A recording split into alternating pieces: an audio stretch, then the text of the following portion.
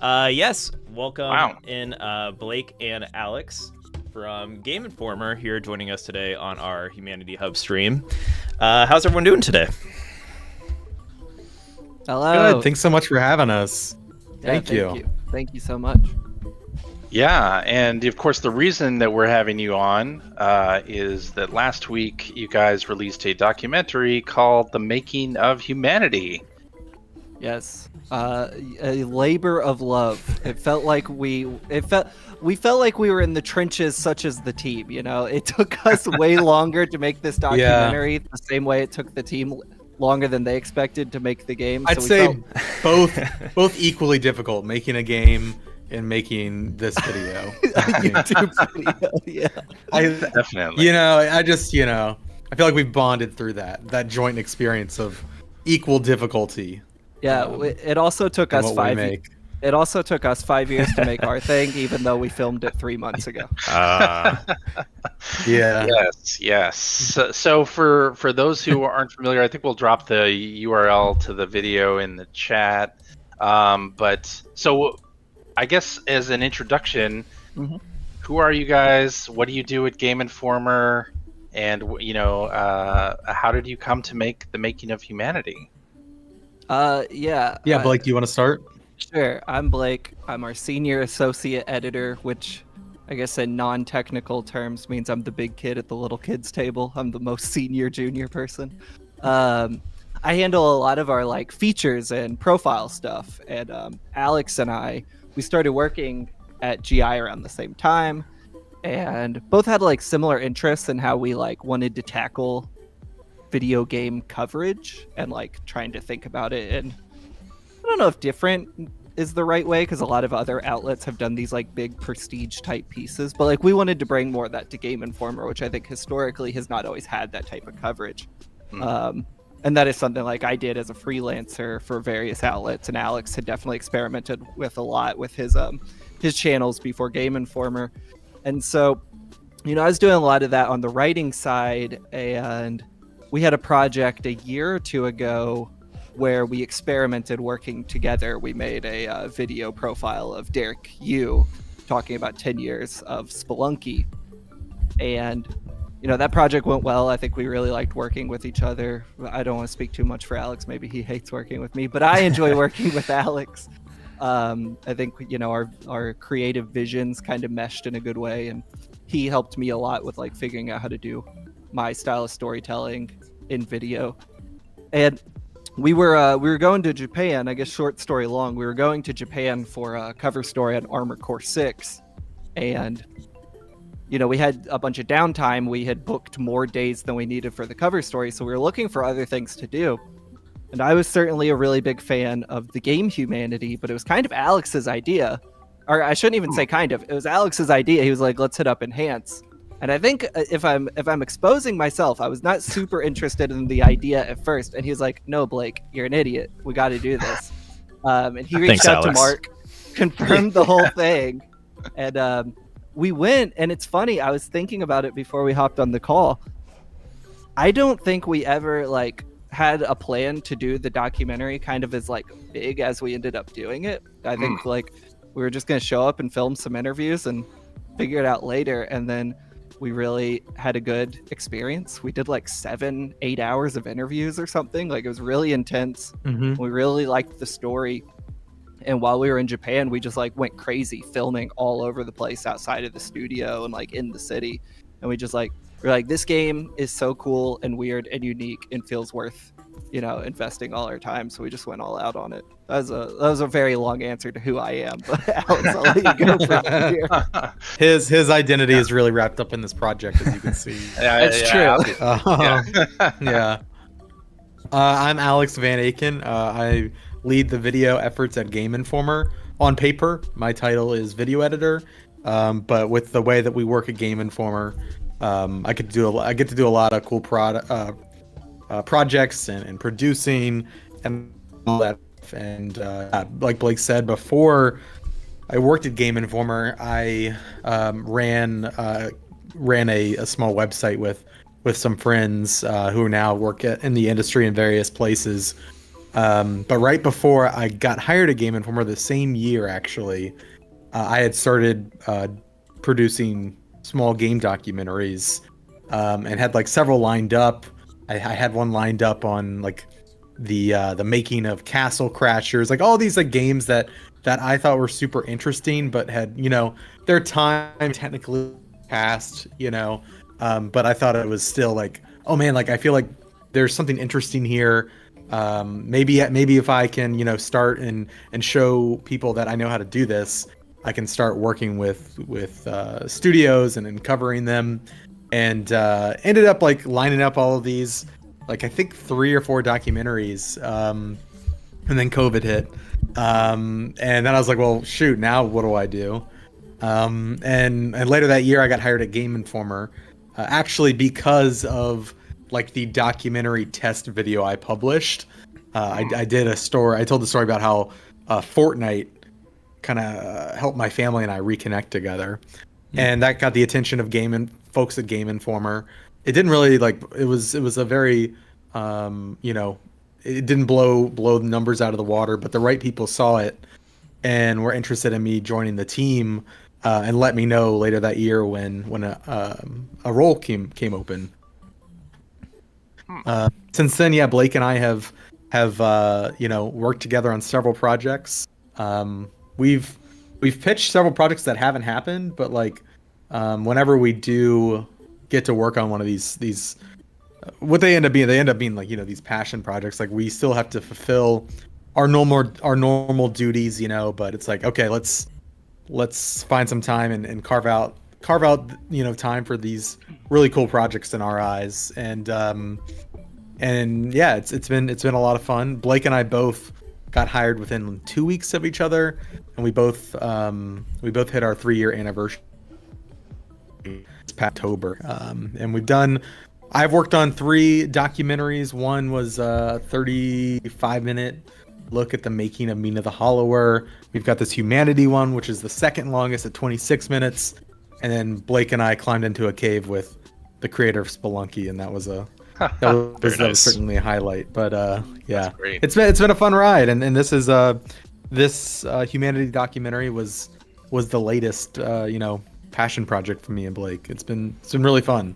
Cool. I'm curious how you decide what games to approach in this way. Like, why did you land on humanity, for instance? I mean, humanity's like a weird one in that it's a game. Bear with me here. It's a game I really like. I've found in most of my career, I write about games like I don't particularly like have a fondness for. Like I'm more interested in the developer or the development history. But like I've written plenty of behind the scenes stories about games I've like never even played just because I think the studio's fascinating. But Humanity was like a game I was really obsessed with, like playing, and had a lot of questions about the development of it and like how it came together. And I think specifically because of THA, which is not a game studio, right? Like they're a design studio. Like a lot of their work has been like building websites or like working for the NHK. And it's like, okay, well, why the hell did they make a video game? And how did it end up being this like, you know, really kind of like visually impactful thing? And like, why is Enhance involved? Like there were all these questions I had. And rather than doing the sensible thing and just Googling the answer and reading other people's interviews, I was like, well, you know, when Alex got a hold of Mark, I was like, well, let's just go. Let's figure this out. Like, let's focus on THA and let's focus on Enhance and this relationship between each other. So, I mean, I want to give as much credit to Alex for kind of like coming up with this whole thing and liaisoning it, but it was very much like kind of that rare project where I was like, yeah, I love this game. Like, I'm all in on wanting to do it once he had, you know, kind of like forced my hand and got it going. I think to Blake's credit, though, I think originally he wanted to do a documentary, but I didn't think it was feasible because I think we hit Mark up 2 or 3 weeks before. Oh yeah. At max, a month before we were going to be in town.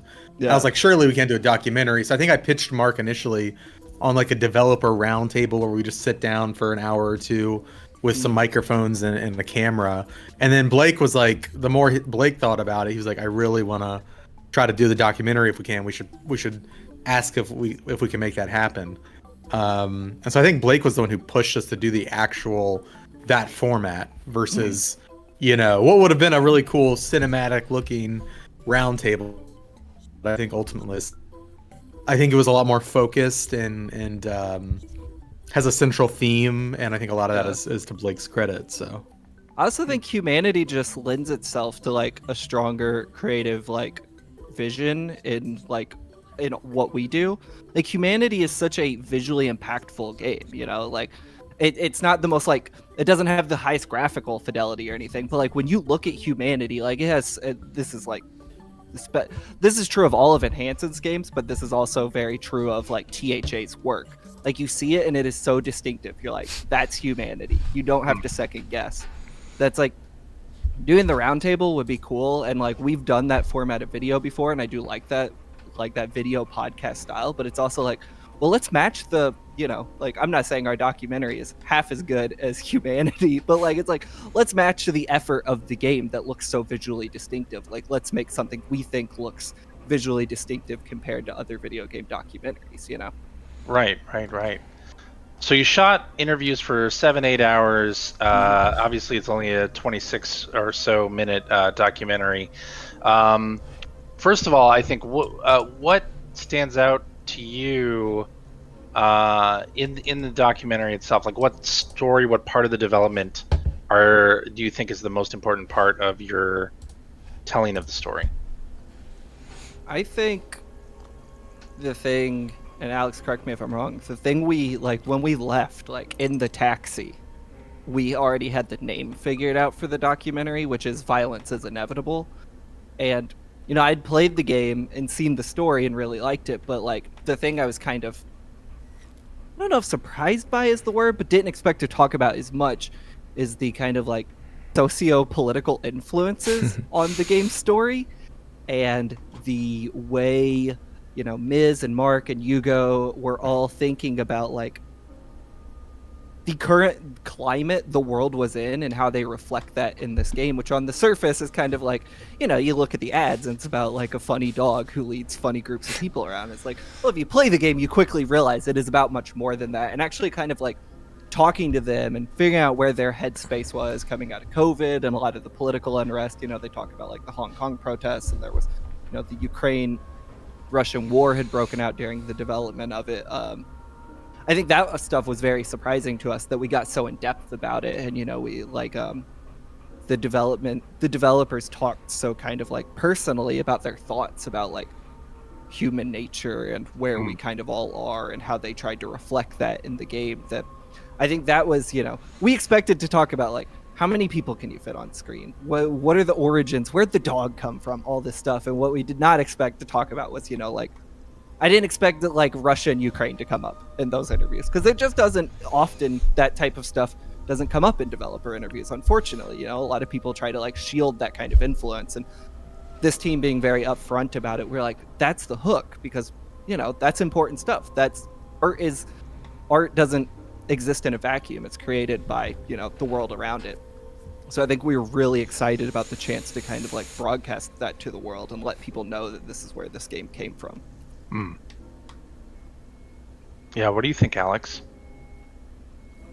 Yeah, I definitely agree with Blake. Like the central thrust is certainly the environment in which this game was made, and the hardship. When I think about like the core story of the documentary, and which I think captures the story that we were told about the making of this game, is that you've got these really gifted new developers, right? They make websites,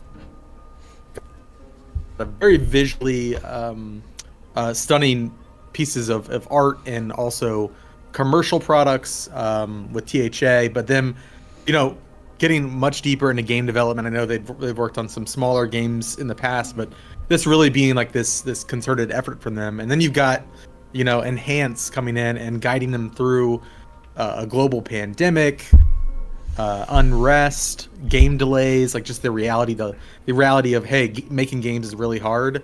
And one of the quotes that stands out, I'm paraphrasing here, is when Hugo talks about, if I would have known how difficult this was, I never would have done it. And how now that it's out and people like it, it almost feels like somebody else made it. And I just really appreciated the openness and transparency into, this isn't always a polished process, right?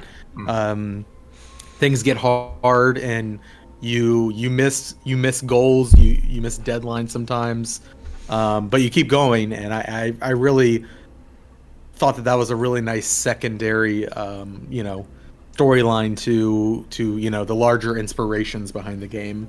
And we looked for, it was kind of, we had a general idea of what the skeleton would be, but then you're looking at 8 hours of footage and it quickly feels formless, because you're like, well, okay, this is a really good quote here and over here. And what we had to essentially do is almost, I think we have a Google Doc called Humanity Script, and we almost were like, okay, here are all the quotes we have and the moments we have. How are we going to organize these? And Blake did a lot of that. How are we going to organize this in a story that makes sense and is also fun to watch, that is truthful and not misleading, right? You are very much telling somebody else's story, and you have to very much stick to, you don't want to mislead people or misrepresent somebody. So it's like, oh, well, that would be really cool if it was like this, but that's not what happened. So like we need to stick. Those are all the decisions that you're making when you're making a documentary of any length. That's a similar process we did with the Spelunky video, which was only 17 minutes. It's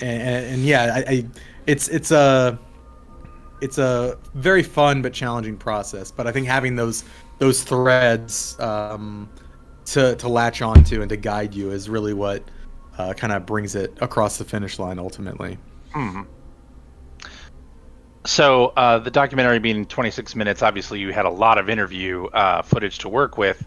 Are there any things out of that didn't quite, like you couldn't quite get to work but are fun stories, or that you wish you could have gotten in there?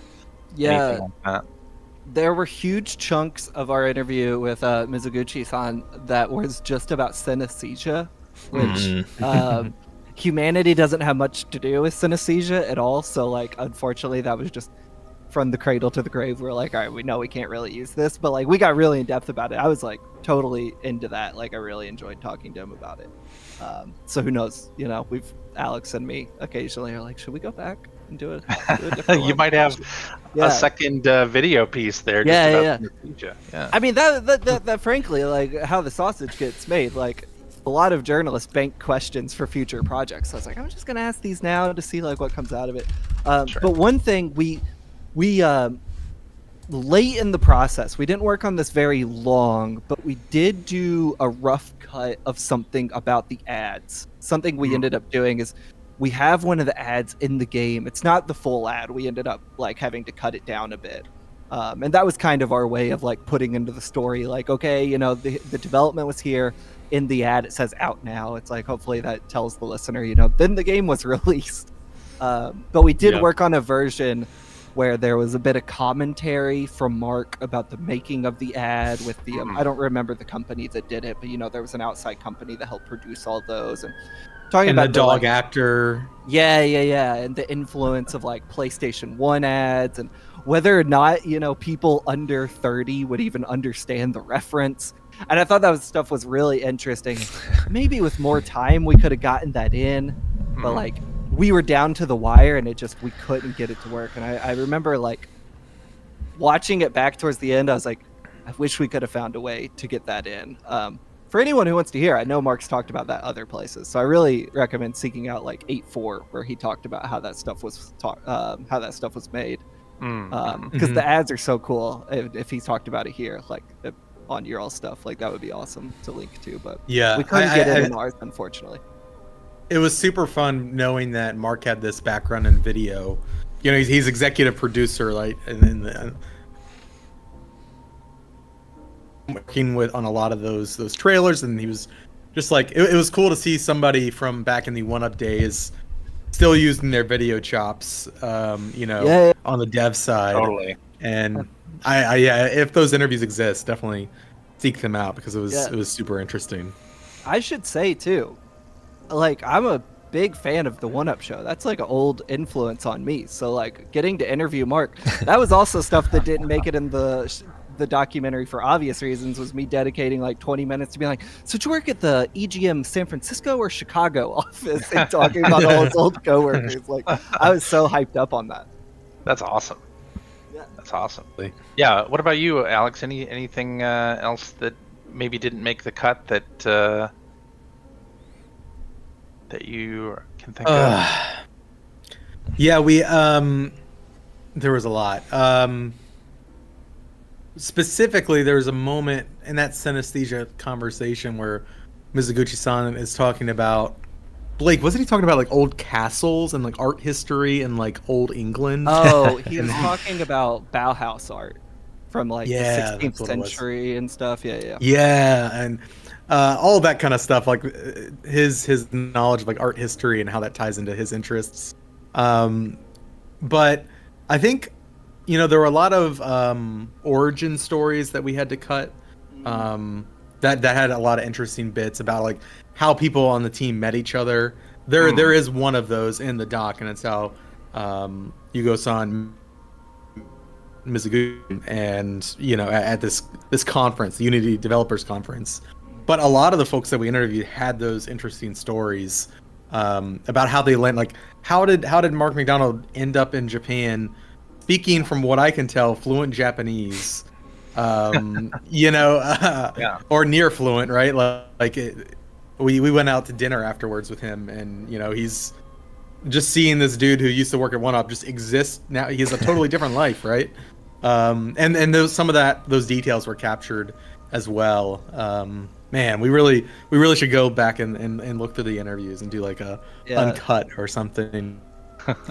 It's just like really fascinating. I thought of something we forgot to do, Alex. I was thinking about this the other day. It's not even on the cutting room floor because we totally forgot to do this. But something we used a lot for B-roll, which I tweeted about a little bit, was we did a ton of stuff filming in the game. Like, we would like make things in the stage editor and do like really crazy things with OBS to like film at angles like the game. Yeah, you stretched OBS across 2 screens so that it would break OBS and allow you to capture. It would essentially zoom itself in. I could zoom in further than the game would allow by stretching OBS over multiple computer monitors, but only capturing one monitor. We also and it would filmed somehow like work with the camera in the game to get like higher resolution, so we weren't stretching the image out. Yeah, we also. I remember that being a huge obstacle that Blake ended up figuring out. And I was like, "What do you mean you stretched it across the screen and it like broke the camera?" And it was like, "What?" Some of the stuff we looked into. We also had to find like really weird ways to film in VR, like the Humanity splash screen where it says 2023 Humanity. We did by taking the game way outside of the play space, and like, but I don't know if this makes sense. But when you're in PlayStation VR, if you go outside of the play space, what's projected into the VR helmet is like you're out of the play space, you can't play anymore. But on the TV, PlayStation VR just keeps projecting the game. And so you can keep moving beyond the play space in VR games. And so we ended up taking the headset clear across my apartment, setting it onto a bookshelf. On his Gundam shelf. Yeah. And then we had like the hub world face in the left third, and then a bunch of blank space to the right to put the name. But all this is to say, I was curious how you got that shot, because it's a beautiful shot. Right. Thank you. Yeah. That's great. We were going crazy with that PSVR 2. That thing rules. But the thing we forgot to do is there's a really funny bit about at the time one user level that was banned, which Charles. It's one of my favorite parts. Yeah. And what we were gonna try to remake it. We were gonna Oh recreate my it God. and then blur it out. We were gonna like make it in the level editor, then add a mosaicing over it to blur it out. We completely forgot to do it. I'm so mad at myself. Yeah, it's probably more tasteful with it out, but we Yeah. wanted to put it in. Yeah. It'd also be funny if we got banned by trying to recreate it. Well, we're granted, gonna I think publish. we weren't gonna publish it. We aren't gonna. Oh, publish you it. should have reached out because enhanced employees can play banned stages, so we could have totally gotten you Oh wow. footage of that stage. I remember that stage. Yes. Yes. Remember it well. We were gonna publish it, say it was Game Informer official, you know. Yeah. Nice. Yeah, in a way, we were excited that we got to ban our first stage. We were like happy about it, but Yeah, even we though were you giddy don't, about it. you don't want Finally. that, but yeah. It's crazy to me. This is one of the surprising things. As a longtime Call of Duty player who, you know, has reported probably thousands of usernames I've seen in the depths of other video games. Like, you all only banning one stage is like, It's insane. it goes to show your all's community is incredible. Like, that's amazing. I know. It was Like- not what we were expecting at all, For sure, yeah. quite frank. Especially on Yeah, PS yeah. Plus, we Yeah. thought we would bring in like Oh yeah. be inviting because it's a free game. Like people will Yeah. try to take advantage of the stage creator and troll and whatever. But I guess just puzzle It games is. in general are just a much more wholesome community than your Call of Duty Yeah. community. So Sure. yeah, It's we awesome. we were ready. Like we were very ready. We're ready. Yeah, for sure. All right. Well, should we hop into the game itself and maybe play Yeah. some stages? Maybe we can ask you guys what are some of your favorite sections of the story, and we can kind of hop around here. Oh, I know my favorite level. Oh, do you? What is it? What is it?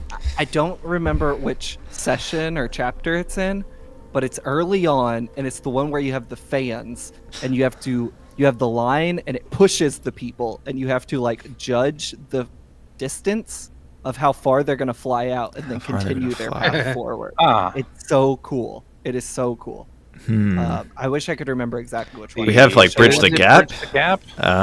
Maybe I'll know it when I see it. Any of those fan? No, it's not this one. Sorry. Okay.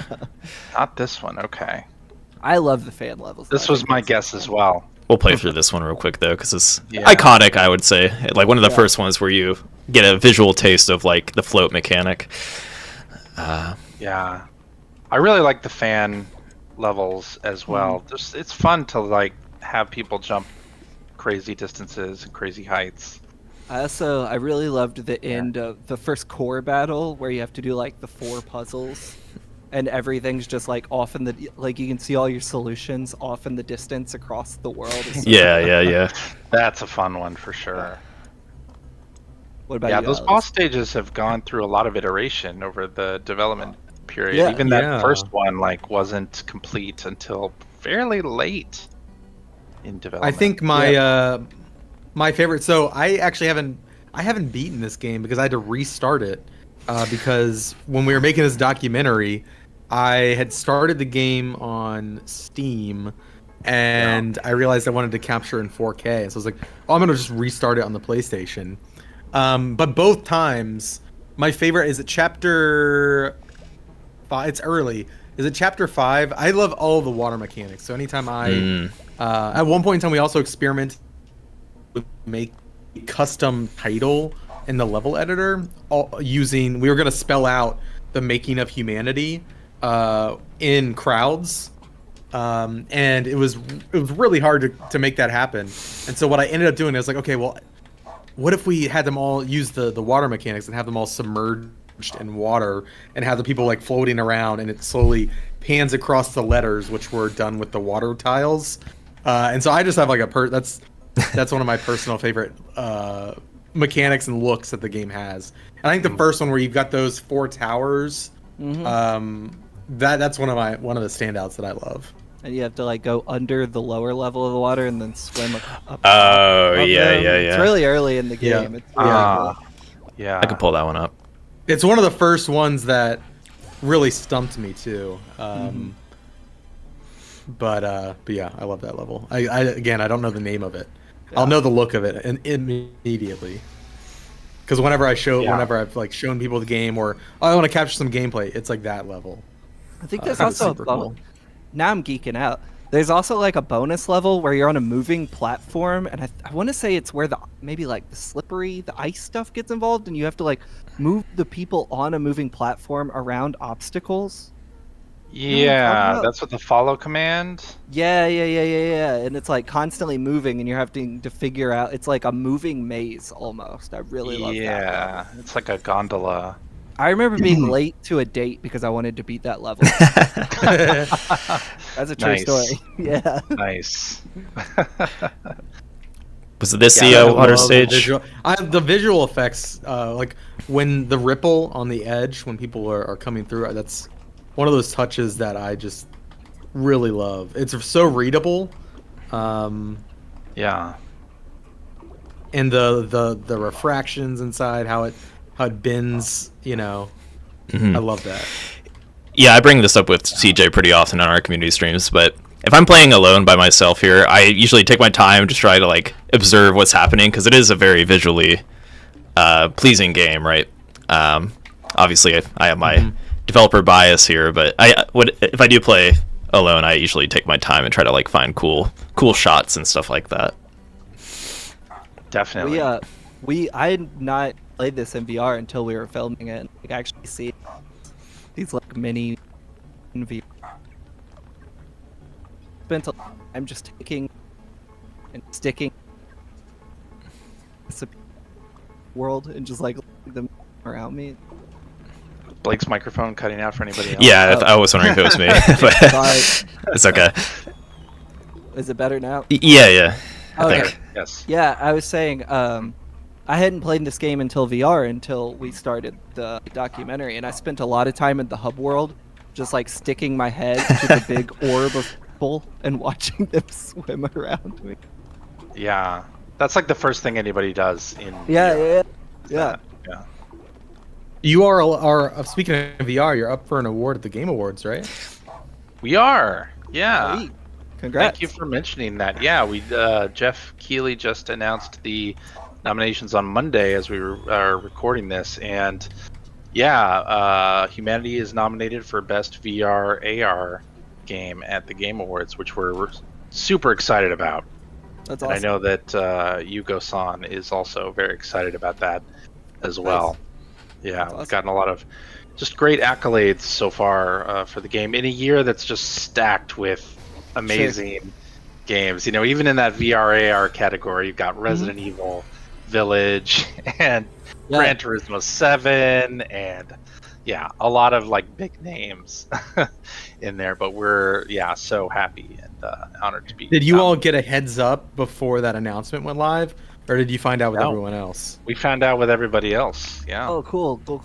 Yeah, I've always wondered about that, if the developers know beforehand. Nope. Yeah. Wow, that's awesome. Yeah.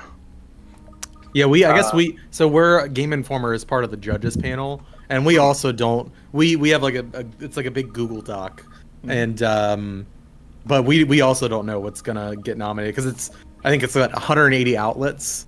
Yeah. So I guess everybody finds out at the same time. That's cool to know. Yeah. Yeah, this is the level. Yeah, I realized this was probably what you were talking about. Yeah. This is a really fun level. It is. Visually striking just right at the beginning of the game. It's interesting that like coming in. With the stage creator levels that we see from people are often like real world structures, or you see a lot of castles and sometimes like animal shapes and things. But the game itself, story mode, has none of that, and like really no recognizable kind of buildings except for the castle stage in one of the later Rampart. levels. Even that is like kind of on the fence, right? On the fence a little bit. Yeah. But and you have these ornate looking environments and the little touches like the water ripples, and some levels have puddles as well that just look really nice. Yeah. You know, taking one of the screenshots in this game is a lot of fun. one of the things we referenced that I guess you all made internally while making the documentary, and it's one of my favorite things I've seen made in Humanity, is our friendly competitors, Edge.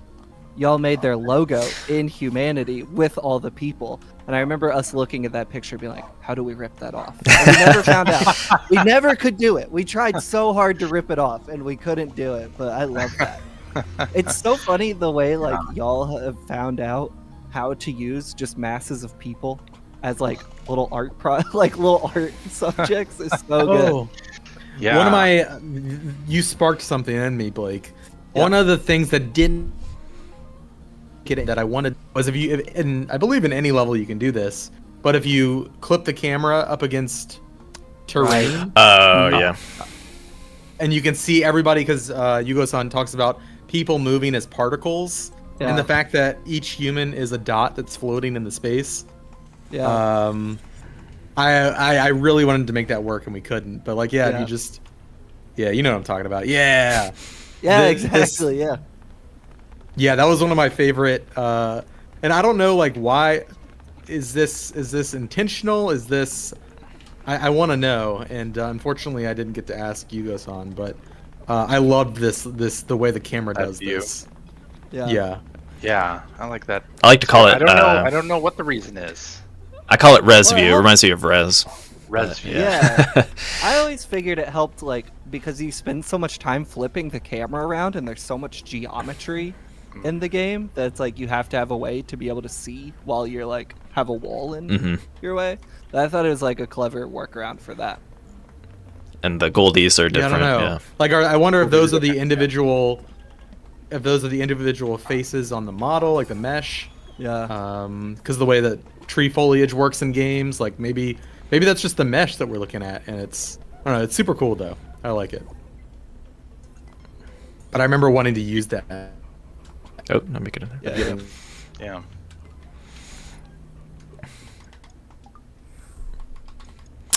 There are some user stages that are made to be solved in that view exclusively, right? Yeah. We've had people make levels where you couldn't not be in that view. You had to use that. It's pretty cool. Like so invisible humanity in a way, or I can't remember the name. Yeah. That's so cool. They're all boxed in. Yeah, that's awesome. Yeah. I'm trying to remember, Blake, did you say you had another favorite stage that I probably didn't get to yet? You mentioned the Just water that stages, but The water and the one with the fans. I wish I could The remember fans. which one it is. you said it was All I earlier, remember right? Fans. Is you walk and you have to like organize, I want to say 3 sets of fans and like walk between them, and they're like knocking them around. Yeah. I think that's the last stage in sequence 1 or 2, right? You have Goldie Arches, Oh, and not then Goldie, not there's that one, Airflow. It might be at it's the end of the next chapter. Keep going. One more. Fan out. Oh, I this think- is Yeah, I think this is it. this is a really cool stage, actually. Yes. Yeah. This is the one. Conveyor belts. Yes. This is the one. I think this was the level, like when I was playing Humanity, I was like, I like this game a lot. It was like, I hit this level and I was like, oh, I'm in. Yeah. Now, how long did it take you to solve this stage? This one could be a long one for people. Oh, forever. It probably took me, who knows, 8 hours? Because I'm not good at puzzle games. I'm an idiot. So it took me forever, but like I was into it the whole time. Yeah. Yeah, this one, like, I remember very vividly. Yeah, my favorite stage is I'm a stubborn puzzle solver, right? So like the ones that take me longest, I enjoy it, right? I enjoy that stubbornness, but my favorite stages are like those. I have a few from the war sequence 5, that took me longer than it probably should have. And then when I finally solved it, I was like, that sense of relief is the best feeling in a puzzle game. Yeah, this one is a tough one. And it was even tougher before they put in retry keep commands. Oh yeah. Oh, sure. Yeah. Because if you didn't get it right originally, you had to like lay everything down from the beginning each time, and that was really frustrating. There's a great part in the documentary where Yugo talks about the user testing and how by the end they had addressed everything, everyone's complaints, and they found great ways to solve a lot of the issues that came up through user testing, including people being frustrated they couldn't rewind. Although we do see a fair bit of people even now say that they wish there was some kind of rewind function. Yeah. in the game to like take away one mistake. Mm. I think the problem with that, and that was a much requested feature throughout development as well, but the problem with that is if you allow people to do that, where do you stop? Where's the line with stopping sure. people from doing that? And Yeah. also, does it make the game not challenging at all at that point? Yeah. I think that section you're talking about, I love Yugo-san's like really quick comment where he was like, when I first saw the feedback, I was like, do we listen to all this? I was like, yeah, that's how I would feel too. Yeah. Well, I think it's interesting because a lot of people say, you know, games are art and the people who make games are artists. But in the case of Yuko Nakamura, he really is an artist. Like he's a visual artist first, right? Yeah. So that is definitely the case with him. So when you're getting feedback from people who are consuming the game, it's like, well, me as an artist, do I want to like address those things, or is my art the most important thing? Yeah. One of the cool things about this project, and it was like, I don't think I've ever worked on any, like as a person who covers games, I've never had this experience before, but like Yugo being a central creative person on this game, you know, like when we covered Derek Q, like we just go play his games and capture footage that way. But with Yugo, we were like, oh, we can go like see his art in Tokyo. So we like went to the Uniqlo that he helped design the like moving signs of, and it was like we can just go find his work out in the world. We went and looked for a big clock he made, and we think the mall has since gotten rid of it, but we spent forever searching this mall for this giant clock he designed. But I remember that I want to like, say we spent at least like an hour and a half inside of this station, this train station, looking, and another 30 or 45 minutes walking there, and we were like, is it just not here? And but it's really cool just being like, oh well, let's go see his work. Like it's just out in the world. We can go to Uniqlo. I'll buy a belt because my pants are probably a little too large right now. It's awesome.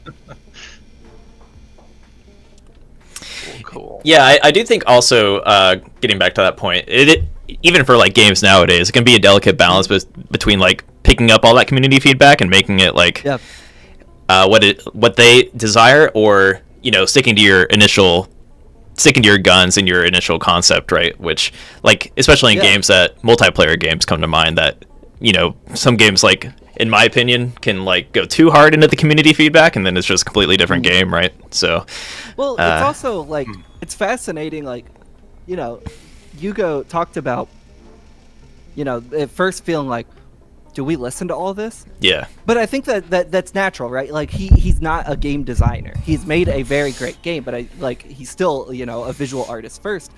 And it's interesting to think about having to get over that hump for someone who doesn't make games, is to understand, like, you know, it's not just creative feedback, it's mechanical feedback you have to consider. Yeah. Because like your project doesn't need to just look good, it needs to feel good too. And it's like, if I had found myself making a game tomorrow, like I would probably feel the same way. I'd be like, why would I listen? It's fine to me. And so it's admirable, you know, that like, you know, he obviously learned how to work in that industry and like take that feedback. But like, I think it's a very candid thing to like admit, like, I was not used to like having to deal with this at first. I didn't understand why it would matter that someone was frustrated playing my game. Like I love that little anecdote. Mm-hmm. Yeah. By the way, I love this shot on this level after you complete it too. It's a very puzzle atmosphere finish. I mean this with endearment and all respect. It reminds me, so there are many stages in humanity where I'm like, this reminds me of like old Halo multiplayer levels in the best way possible. Interesting. In their shape. In their shape. I don't know what it is about this game. Dude, but especially that do you know what I mean, Blake? I know exactly what part of it now that you is like the color palette in a way kind of reminds me of Halo, right? Yeah, and I think like having these big monoliths that like it kind of like grabs your imagination in a way, in the same way that the structures in Halo used to, where it's like when I'm looking up at this giant building in like Halo level 2, you know, it's like, what does that thing do? Like I understand that it's like, yeah, it's just this POI that like is so fascinating. I feel like humanity, like the color but there's some DNA there that reminds me of it, and I don't imagine Yugo-san has played Halo Combat Evolved, but No.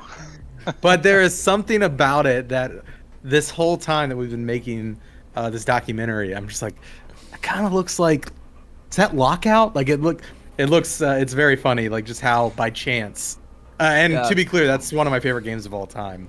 I love that aesthetic, but it's funny how we can kind of draw those comparisons from creators on opposite sides of the world. Yeah, it's fun.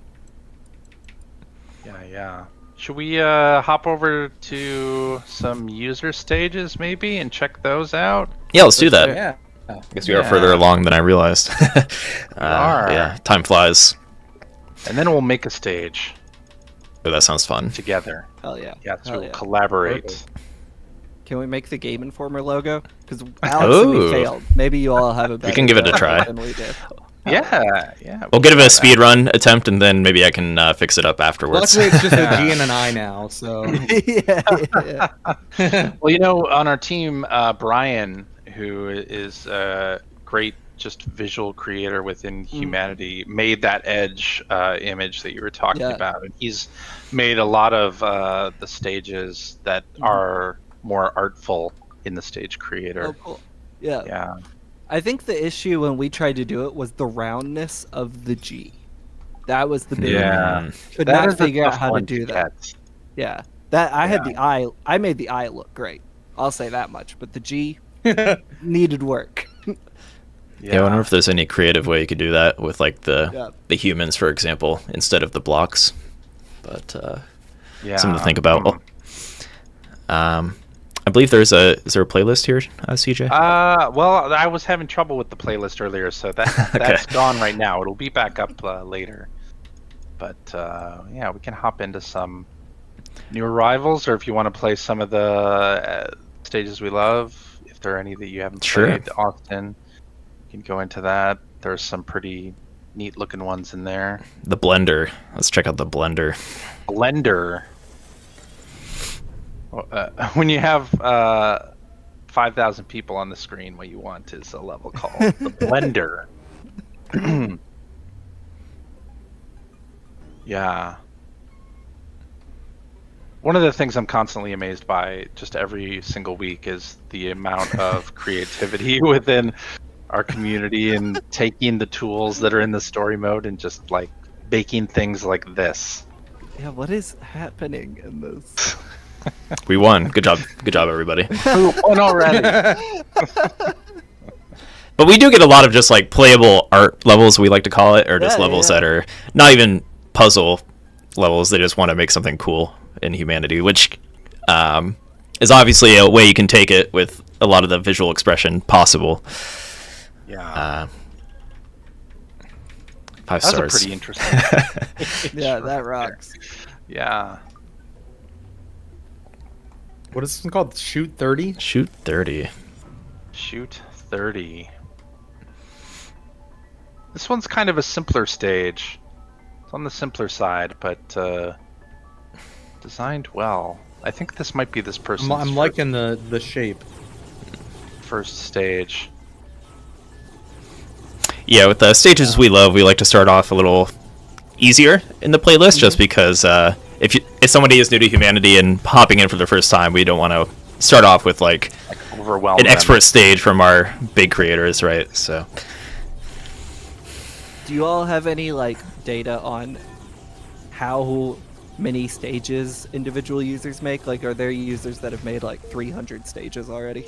Yeah, I think our record holder currently is Kocho T, who's made over 125 stages themselves. That's so cool. And they're all awesome. The thing is, we have an upload limit of 30, so only 30 of those stages are live, but they have made 125 plus stages. Wow, that's awesome. Yeah. So what's your day-to-day look like now? That I mean, we kind of, the last time we spoke to anyone at Enhance, it was within what, like 3 weeks, Blake, of the game coming out? I think it had like come out really recently. Yeah, like I'm curious what the day-to-day is like at Enhanced now, post-launch. Post-launch, I mean, there's a lot of support that we do for humanity. Like, if you go into user stages, we have a playlist that's updated every single day with 6 stages that we previously featured and are bringing back in front of people. Like, if you're just browsing, maybe you missed these stages, so we have like a daily picks thing. We update twice a week with stages that we love.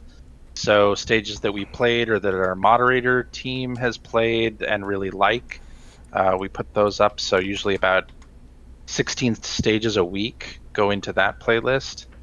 And we have, you know, themed playlists that we put in the rotation, and we try to, like, because with user-generated content, there's kind of a big quality gap often. And I think people in general have this perception that user-generated content is going to be all terrible, or you know, it's going to be like Mario Maker, where the stage is going to be overly difficult, or it's going to be an autoplay that I don't really want to try. So we try to mix it up and offer a variety of different kinds of stages within the user stages mode, so that people can kind of find what they like easily and keep playing that. Like, if people really liked the start switch mechanic from sequence 3, which is more puzzle oriented, like, you can find all of those stages that have been tagged with start switch, so you could make an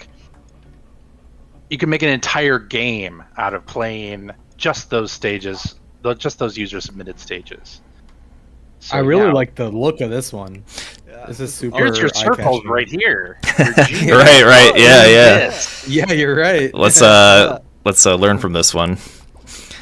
This is from Coach OT though, and This is they've. the Coach OT one. Okay. I almost always click on their levels because they usually do some cool, creative things. I feel like within all 125 levels, they've managed to be unique in each one, which is cool to see. Yeah. Completely. Yeah. You think they're just at work sketching out levels? Shower thoughts. Yeah. I really wonder. Yeah, because our upload limit, you can upload 3 stages a day, and sometimes Coach OT has hit that limit. Wow. So They rock. So they are great. Yeah. They're a really, really good creator. On the other end of it too, we have some prolific players, people that completed the most levels, and we've had a few. If we only had one person max out the level so far, the top dog, quote unquote. So far, yeah, just one. There's What's sort of the a max? meta game within user stages where you get experience points for playing stages, Yeah. and you can max out at level 99. But you also get there's 2 levels. There's a player level and a creator level. So even if you just like playing stages, you can level up and unlock avatar items and feel like you're progressing. This reminds me of like a Windows screensaver, like Windows XP or 98.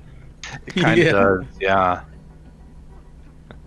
Where are we even going here? It becomes hypnotic at a certain point. Yeah. It does.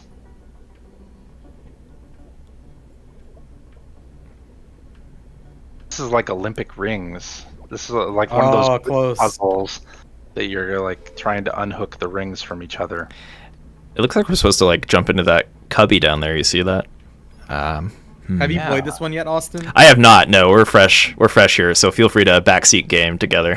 Yeah, feel free. Do the user stages have the how to beat videos? Can you film those They as don't. a user?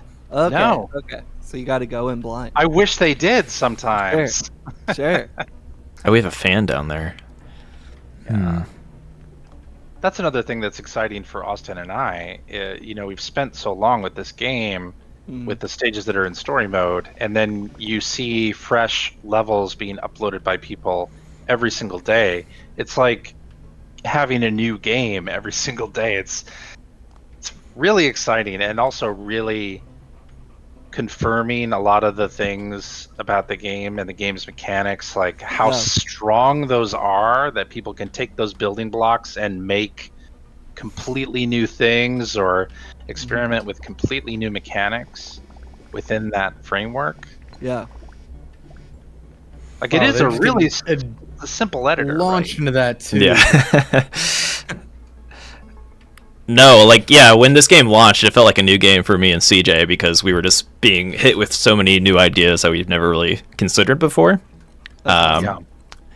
And it allowed us to kind of enjoy humanity again. It felt like playing it for the first time because so many people come up with really did. weird I don't want to say weird, but unique ideas and weird ideas. Sure, yeah. Was it ever frustrating though? Like, why didn't we think of that?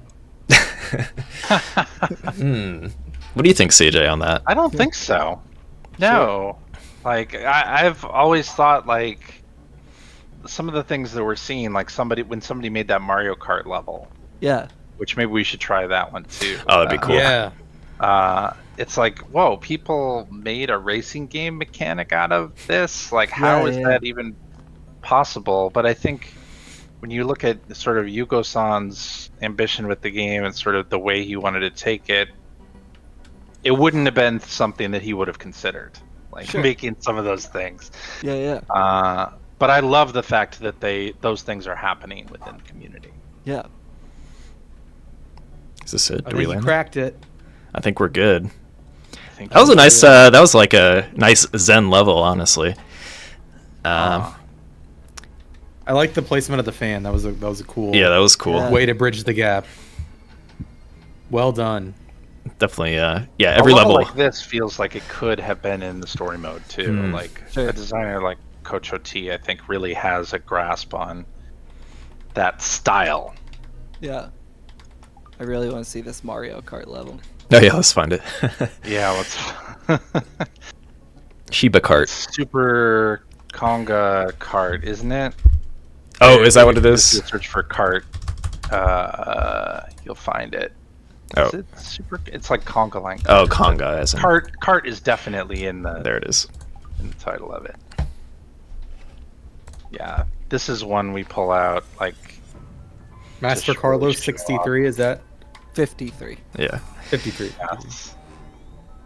just to look at the details here. Like they have this little starting line with the people, and they get on the starting line, and it counts down. It gives you the it's 3, so 2, cool. 1, and the little start action there. And there's actually like replayability on this because depending on how quick you are and how many humans you have, there's like different rewards, Goldie rewards at the end. So it's a pretty cool idea. And you're racing the others. If Austin looks behind him, you'll see the others that are kind of racing Awesome. Yeah. alongside. Yeah. And you pick up people in your line along the way. You have to have did you say there's extra rewards depending on how many people you get? Right. Yes. Dude, this is so cool. Yeah, some of the coolest stages in humanity are like people that made games within the game, right? And like it is a pretty limited tool set in humanity, right? You're not going to get like what you might have in a game like Dreams when it comes to like creation tools. So the fact that people come up with these ideas within the humanity tool set is just super awesome to me. Yeah. I mean, limitation breeds creativity, right? Oh. Exactly. Yeah, and there's this little gate here, so as soon as Austin gets past the finishing line, it cuts people off from finishing. There we go. Cuts the others off, so they can't finish, right? Yeah, and unfortunately I got hit by a boulder, so I didn't get the full 100 The full there. 100, Yeah. You could have had more goldies there. That's awesome. Jesus. I know, you look at a level like that, you're like, how in the world did somebody like come up with that idea and then like execute it within humanity, right? That ending where you cut them off, that's a really nice touch. It really kind of adds a level of a feeling of competition to it. Yeah. That user in general has created so many cool levels, and like I think they kind of innovated with like snake themed levels, even like what we just saw, where it kind of becomes part of the puzzle too. So yeah, shout outs to Master Carlos. Where the length of the trail of humans behind you is how far you can get in the level. Like you really like spaced things out, so you have to use that as a mechanic in the level as part of the puzzle, and it's like, whoa, how is that possible? Well, Are there any other stages that come to mind, CJ, or anything else the Game Informer team would like to see with end user stages? Oh yeah, yeah. Oh, this zero gravity one looks cool. Good choice. Zero gravity. And this was like a later. story mage. We added this theme in later into the game, so we had like a lot of space levels for a little bit. We did. Our story mage has done a lot of really fun looking stages. Rocket Escape is theirs. He did a pirate ship themed level. These look like XCOM aliens or something. But, yeah, they do.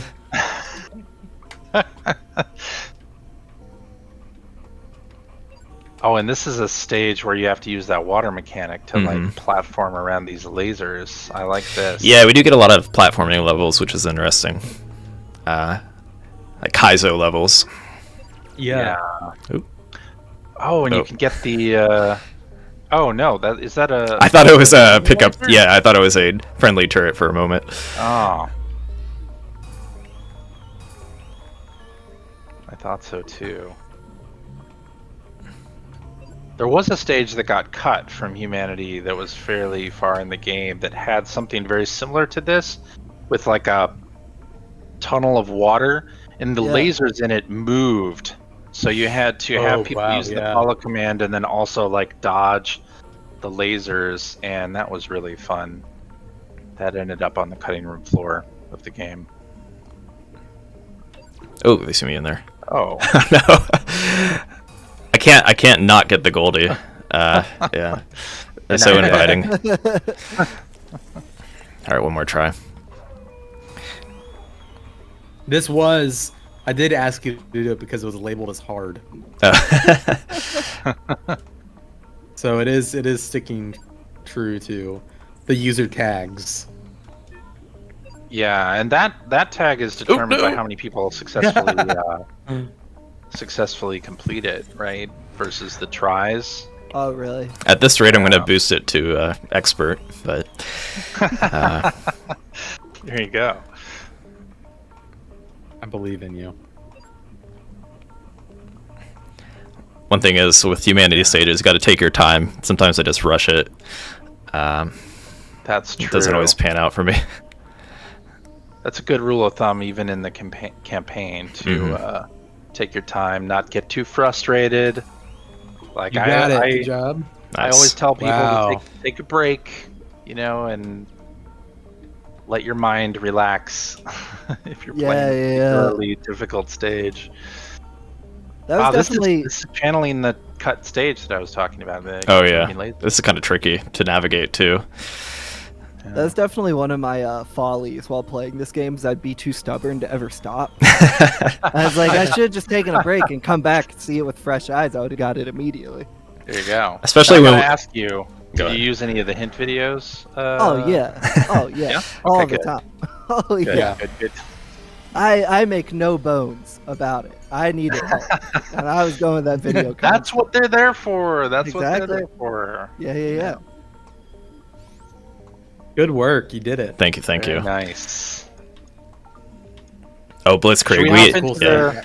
Should we hop into the stage creator and make a stage? Sure. I just want to shout out this level real quick. Speaking of stubbornness, because this took me like hours to solve. It's called Blitzkrieg. It's massive, and this user, they were active on our Discord and intentionally made it very difficult. You have to like think on the fly. There's multiple goldies around that you have to collect, and it's like a race to the finish at the same time. Cool. So that's like a stage where I was stubborn. I'm like, all right, I'm going to complete this. Yeah. Well, it also needed exacting placement of every single command, and the timing had to be like perfect each time. And it was like setting up dominoes and then watching them fall, right? You have to really like have everything set up the right way. All right, so let's see if we can make a Game Informer logo. Yes. I think maybe Cosmo, like a blue background with white text, right? Yeah. Let's try. We could do Cosmos or Ocean. Maybe we'll try both. And then music. Music is also important. Oh, we gotta. What are our options? We should pick one that we used. Did we use Intersect? I think we used Intersect. Intersect's one of my Thrive favorites. We use Thrive, yeah. Yeah. Which one is we'll start with Intersect. Okay. And then, yeah, feel free to spitball ideas or talk about whatever during this, because the stage creator process can take a second. So, Yeah. but I'll attempt to get some text going here with the G and the I. Okay, yeah. What is that? And should we have this be more of a puzzle, an action-oriented stage? Like, what are you guys feeling? Alex, take it away. Oh, man. So we want I think it would be cool if I'm thinking of the way it's going to look, right?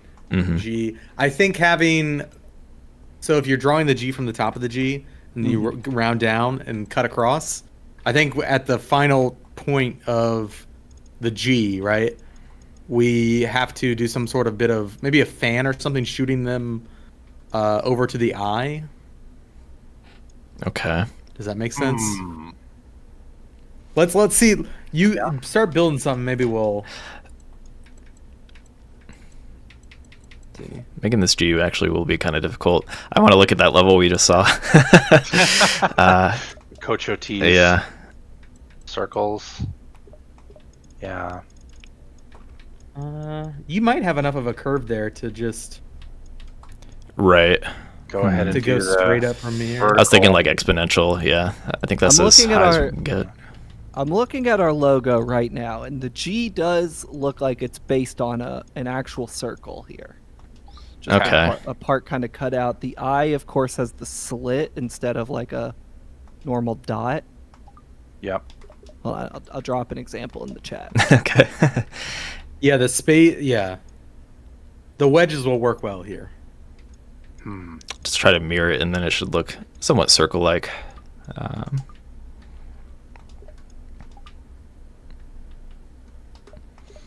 Oh, okay.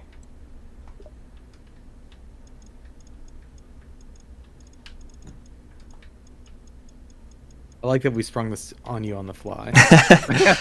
Oh, I like the challenge. No Yeah, warning. exactly. That's exactly what we're Okay. up for. It's pretty good. I like you got some symmetry going Yeah. on. Yeah, I think Yeah. so. I'll say yeah. this is a completely different approach than we took. We tried Yeah. to build the whole thing with people. This looks Ah. way better. Making it with people Yeah, sounds smart. cool, but that also sounds pretty difficult. That's It true. was maybe impossible. The curves, the I was totally possible, but the curves of the G were impossible. Let me pull up the logo. You drop it in Discord? Yeah. Okay. Oh, I like the slopes on the I and the G actually should lend itself well. Like Yeah, at the yeah, top. Yeah, I think Oh. so. I like that we have that half loop already. Like we're We're getting there. halfway there. I feel like we're making real progress here. That's I Early think on. that's the hardest part, and we had knocked that out first thing, so the rest is easy. Yeah. Should be. For us who aren't playing it, you know. It's Oh yeah, very it's super easy. simple. Yeah, so easy. Yeah. I still hop into the stage creator and just kind of mess around with ideas and Yeah. what if I did this or that, or if a user stage like uses something in a new way, it'll be like, oh well, what if I did a level like that too? Like maybe that'll inspire something. The cool thing about the stage creator for like our needs was how quick it was. Like I remember Alex and me at some point we had to I had moved from Minneapolis and we had to work on the documentary remote, and we needed just a shot of people running at each other and fighting, and we were able to make it in the stage creator in like 5 minutes and export a video of it, and he had it in the Premiere timeline within like 10 minutes. It was so cool how quick we just had this thing up and running. Yeah. Like how seamless this creator is. Yeah. I wanted to put emphasis on What if that. you do a 1x4? 1x4. 1x4. I see what you're Or saying. one of the angle For this you know what top I mean? curve? Like the larger. Yeah. Yeah. Let's try it.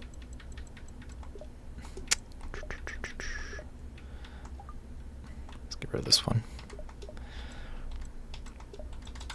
Huh. Maybe 1x3. Yeah. I like the idea though.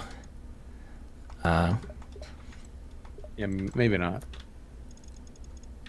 I'm just messing up your process here, Austin. That's okay. I like that Yeah, we'll add another. Let's do this actually. Okay, I think that actually worked out. I have an idea. Huh. And then yeah, the fun part comes when you spell this out, and then you want to like be like, what can I do with this, right? Like make the puzzle itself. Yeah. Yeah, I'm thinking. Yeah. Then you have to figure that part out. What's this level gonna play like? Gonna have some climbable walls, some fans, I don't know. I didn't even think that far ahead. boulders. I think. Yeah, once you get to the spot, I've got some ideas. Cool. Okay. I'm thinking maybe some water cubes, some fans, Ooh. climbable walls, kind of Nice. shoot you across into the water. Maybe the eye's made of water. I don't know. I think that Coach OT level we just played is good inspiration for something like this. Yeah, that's what I was thinking of. Absolutely. Yeah. Yeah. I see the vision. I see it. Yeah. Mm-hmm. I can raise it a little bit. Ooh, that looks good actually. That looks good. Oh. Yeah. There we You go. got it. Huh. Yeah, stage creator, like once you get started on something, there is a zen to just like making a stage once you kind of have an idea in place. Absolutely is. Yeah. All right, we're getting somewhere. This is starting to look. I don't Yeah. think Good. either of us were really like much of a Little Big Planet or Dreams or Mario Maker person before. Like I don't think. Yeah. Have you either one found of us your have habits have made- changed at all? I would say so personally. Yeah. I've come to like, especially Dreams. I was a little late to Dreams. Dreams, We yes. played it.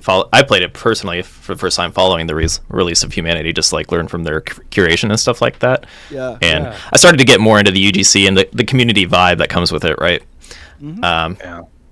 Yeah, I have a lot of respect for the Dreams community. Oh, absolutely. They're Love- doing some crazy stuff over there, and they have this amazing editor to work with that doesn't have nearly as many limitations, and just the ways that they're able Yeah. to use it is crazy.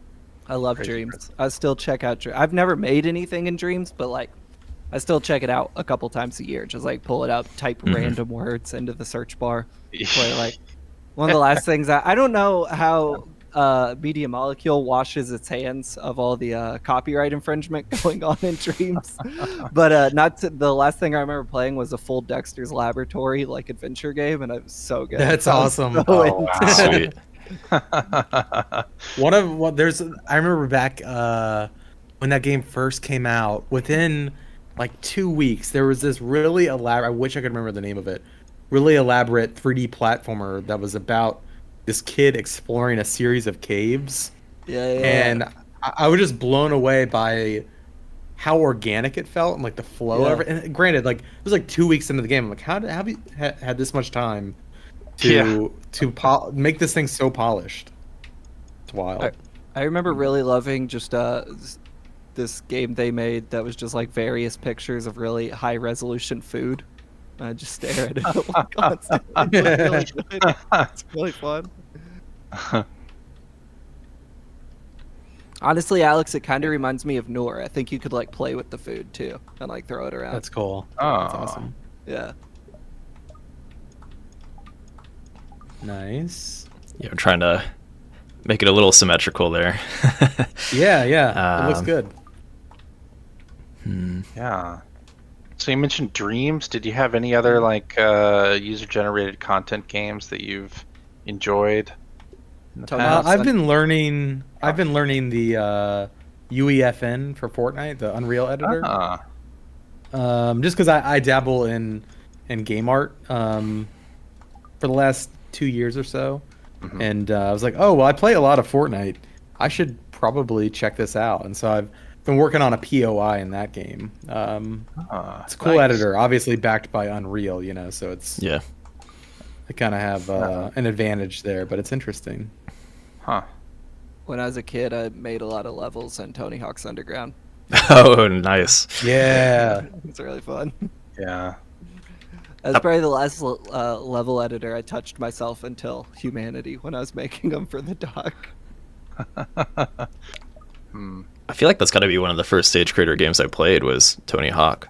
I think Yeah, so. It was really cool. You could like create little cities and everything. It was super cool. It was awesome. I mean, I count like if you want to count like Roller Coaster Tycoon. That's like one of my favorite games of all time. Sure. Specifically 2.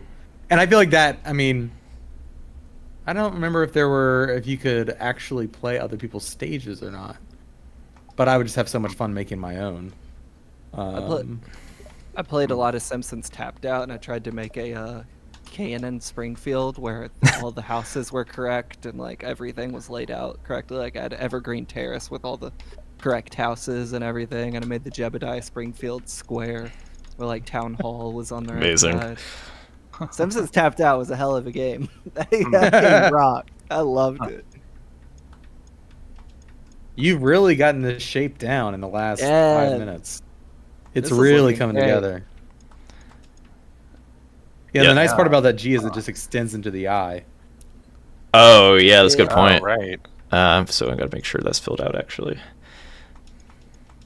Aha. Almost there. Yeah. That should be simple.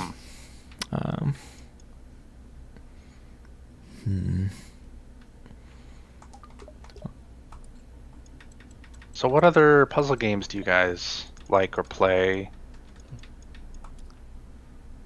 Let's see. Tetris, obviously. Tetris. We played a lot of Tetris Effect for this documentary. Yeah. We did. Oh, really? Yeah, we played all of Enhance's games for this documentary and filmed all of That's other awesome. puzzle games. Now that I'm being put I've on the been- spot, I'm not thinking of any. I know. One of my favorite puzzle games of all time is Cube 2. I love Cube. Recently, I've been playing. I've been trying to get my dad on. Got my dad a Switch, and he is currently more working up on his hand-eye coordination right now after some stuff he went through. And we actually I've been trying to get him to play Donut County. Which is kind of a puzzle game, kind of not. I don't know. There are definitely puzzle elements. It's less tradition. It's definitely not a traditional puzzle game, but I think it's interesting. If you count Jusant as a puzzle game, I played that game a few weeks ago and really liked it. It kind of mimics I would mountain, count it as one, yeah. mountain yeah. climbing as a puzzle.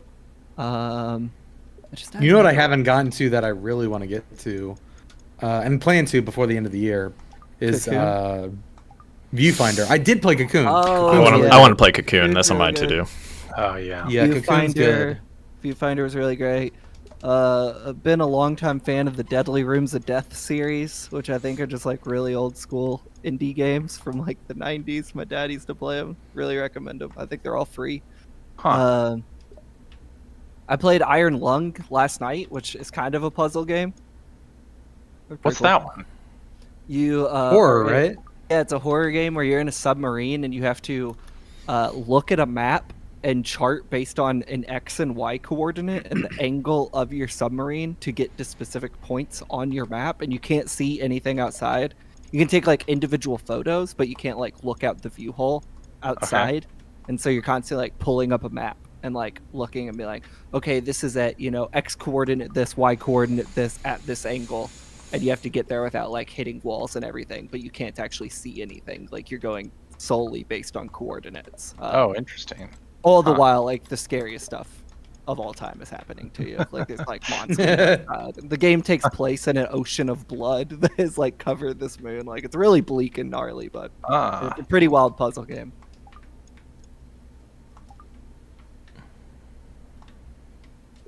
Yeah, I think a game that has more puzzle elements than you think it would. Terra Nil, which Yeah. came out earlier this year. There's a lot of challenges in that game that you have to get through where you're trying to build up ecosystems. That's kind of the point of the game. But you have to satisfy certain conditions to do so. And some of those conditions really do feel very puzzle-like in how you come to make them happen. I really fell in love with Luminous while we were making this project. It took me a long time to figure out how to play Luminous, but once I got into the flow state of that thing, I had a real good time. Yeah, it can be a little tricky to learn. Yeah. Yeah. Oh, what's that new puzzle game with the fruit that everybody's playing? You know what I'm talking about? Suka game. Yeah. I have it on my Switch. How is it? Have you played it much? Yeah, it's good. I remember someone else was watching me play that, and they're like, "Are you playing a little kids game right now? What's happening?" But no, it's actually fun. Yeah, it's a very simple idea, and obviously, there's so many clones of it out there. But yeah, I enjoyed it. It's a good, just chill puzzle. Like, I play Tetris the same way. I'll just be watching basketball or something, and I'll be playing puzzle games on my Switch or something like that. Yeah. And that's how I treat that game. Yeah, that's cool. I mean, like, going back a few years, I really loved What the Golf. That was a real standout game for me. I played on iPhone, and the way they would, like, use the iPhone to build their puzzles was really fascinating. Did y'all ever play that? I have not, no. I One of played the levels... What the Car. Okay, I mean, same studio, right? Yeah. They would have the ones, like, where you're, like, judging, you know, the direction of the ball you're hitting and stuff like that, like a normal golf or putting simulator. But I remember one where they would use the they would put your perspective in first person, so you actually had to move your phone around your room and aim, like using the gyroscope inside an iPhone, and like play golf that way. And every level had its own like little conceit. They had like a super hot level in that, but you're playing golf, but it's like the super hot mechanics. Super good. Super good. I'm so close. I think keep that space you had in there. Oh yeah, I guess I was just trying to match the top or the Because I was planning on using that for part of the puzzle elements. Oh, okay. Space. Yeah. Well, maybe we sorry. should start on the puzzle element. Yeah, I think we got. Like, we have a framework now. I think we can probably. Yeah, I can finish out the bottom later. Yeah. I think. What if we had them start towards the bottom of the G, and we have to. Ooh, actually, I like that there's no space there because. What if we had to have them go up the side of the G or something? Yeah, you can climb around. Yeah, I like the gate being down where you have it. Okay. I think that makes sense. I like that. So humans are walking. I think we want to get to the slit in the eye. Oh, interesting. Oh my god. Or do we think it's more straightforward to? Maybe we put it at the top of the eye. The top would be easy. So, like, the goal, you're not supposed to have it covered, but we could... on the little slit. Oh, we could do that, yeah. Yeah. Okay, I like that. So we got some ideas you here. all are more familiar with all of our capabilities here, but I think I like... So we're starting here. I see what you mean by the space, but... Yeah, we can definitely like climb around or use fans to push them if they like go left into a fan chamber or something. One thing we could do here. Like getting up on that little the ceiling above us, right? I think it'd be cool to use a fan to get up to like the halfway point of the G, and then maybe go around from there. Here, I'll show you an option we could do if we want to give it like a 3D element like this. That gives us a little more room. That's cool. Yeah, I like that. I mean, there is like the one-dimensional puzzle is cool too, but I think this might allow for a little more creativity within it. I agree. Yeah. Okay. And we got 3 goldies there. I like that. And we could do a big goal on the top. Actually, I like that. We could do this. Do you have to have a 3x3 to have the big goal? Oh, you're right. Let's do that. Yeah. There are all these little combinations of things like that the team at THA figured out that once you're in the stage creator, now you're having to figure out as well. Like, wait, I can't put a 3x3 goal on top of 1x1 blocks. No, you can't. That's cool. I like that. Okay. Can we take a look at our features that we have? Yeah. I do have an idea, but I'll let you spitball here first. So we got conveyor belts, upward fans, sideway fans. I don't know if we can incorporate boulders. Then, of course, trees and puddles. I guess trees do kind of add to, like, you can't place commands where trees are, right? If we do want to spice it up. And how about what's your idea? So I think with this 3D element, we could add a hole somewhere, whether it's like on the side here. If we did the hole, we could even incorporate that res view if we're inside of the G.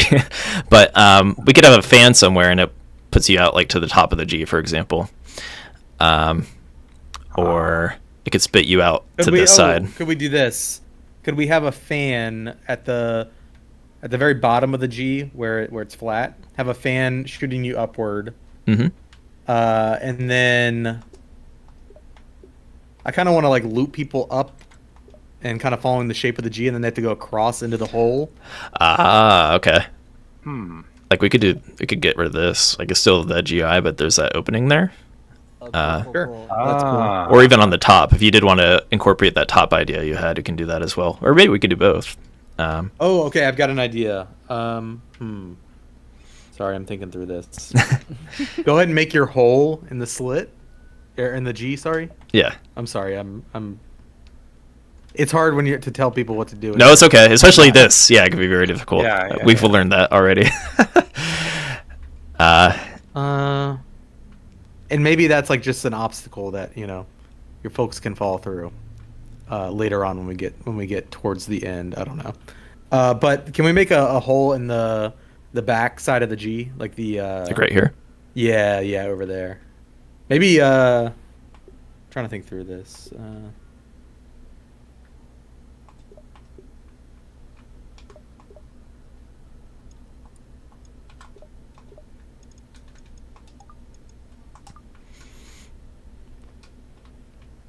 So, can we? So essentially, what I want them to have to do is get up into that hole. But if they want to go get the Goldie, drop down below the hole, and below the hole put a fan across and make the face of that. Okay, so where that hole you just added a second ago, on the arch of the G. Right here. On the inside, though. Yeah, on the inside. Okay. Yeah, this view. Okay, so right below that opening, I was thinking, just bear with me. We're gonna iterate here, all right? Yeah. Add a fan going across. So like right in there, kind of. Yeah, add a fan. Yep. Oh, it might need me. Can you actually move it 2 spaces down? I'm sorry. Yeah. Like right here, or Yeah. Okay. Right there, yeah. Okay, and then across, have a climbable wall. I like it. Good thinking. Yeah. But I'm trying to think. So it's gonna shoot you up. I have an idea for this Goldie to make it trickier rather than just walking in Sure, here. yeah. We can make a little pathway down here, like an optional or hidden pathway or something, and then you have to navigate through that. So we can. We're cooking here. Yeah, we're cooking. We are.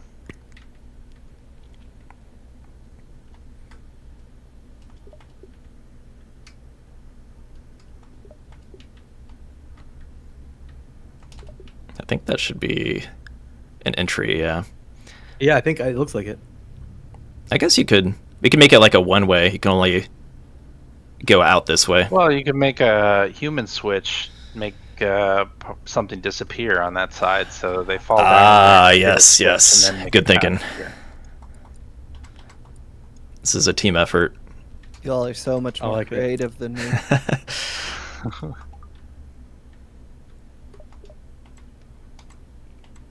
So yeah, we could show how the switch works actually.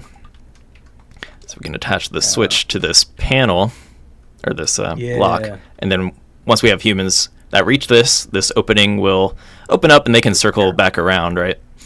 Or yeah, I guess it would be circle That's back a good around. way to do it. Yeah, circle back around. So did you have the idea of like having climbable walls on this side, or we can have? I was wondering, could we make it a way so in that hole that you were just looking at, yeah, that one. Mm-hmm. Can we make a little platform in there, like that hole you currently have? Yeah. Just kind of extending it one tile. So I wonder if we could have people make a jump from. So I'm thinking like they have to go up the side of the G, they take the fan, they climb upwards. Yeah. You can put a glass panel there if you need That could be surface cool. for them to land on that's not visible. Yeah, maybe that'll work. Oops, sorry. Do we have any? Remind me. Are there any obstacles that we could stick along? Like, could we have 3 fans where that one fan is? Yeah, we If you could. pick We could the do wrong that. Fan. Maybe Wait. if you pick the wrong fan, you get hit or something.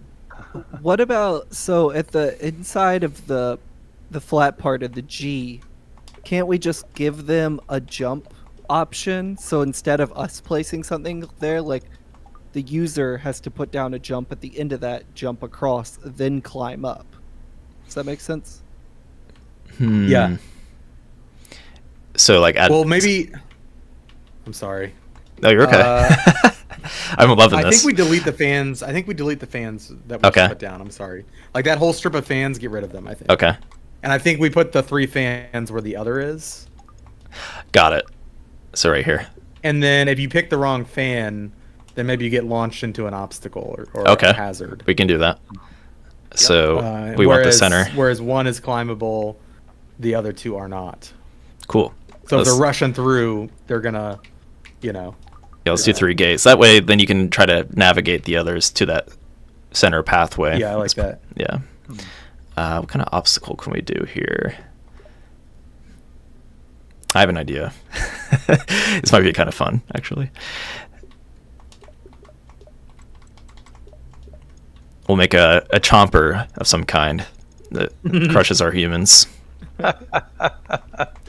Nice. You'll see what I mean. Oh yeah, I see what you're getting at. I like that. Chomper. We're not very You have room nice for to the our bottom? humans. I don't know that you're going to. Maybe. Yeah, we should have room.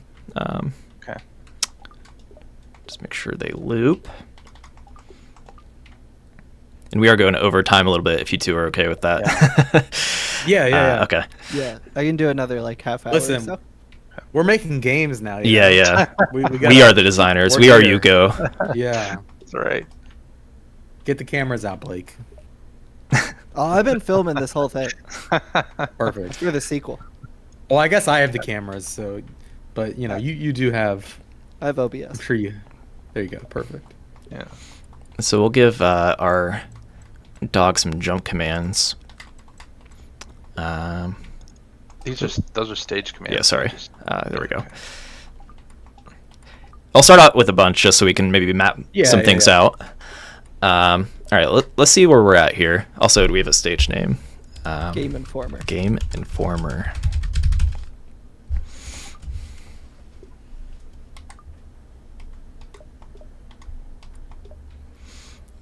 All right, we got something here.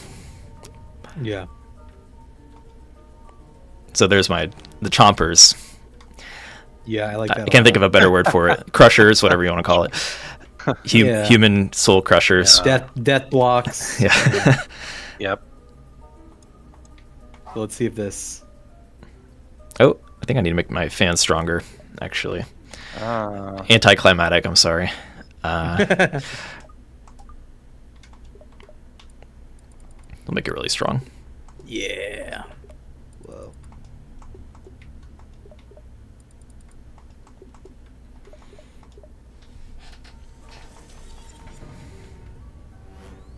Gonna blow them through the geometry. Yeah, let's see what happens. Oh, they're struggling to.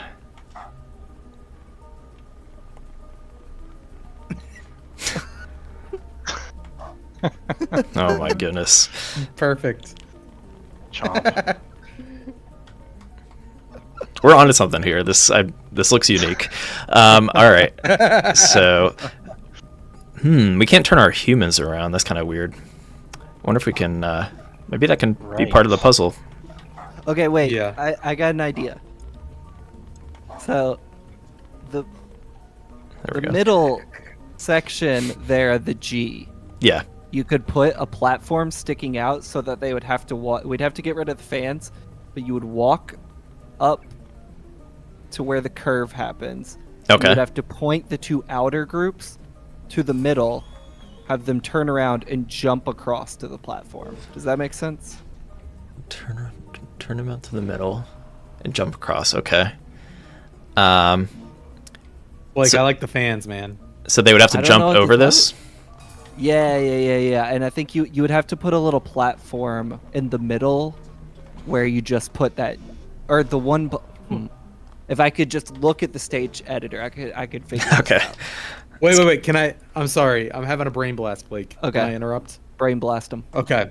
So we've got these on the bottom side. We've got these crushers, but once you're up top, what if they're like platforms that like get you higher? Because they're going up one, right?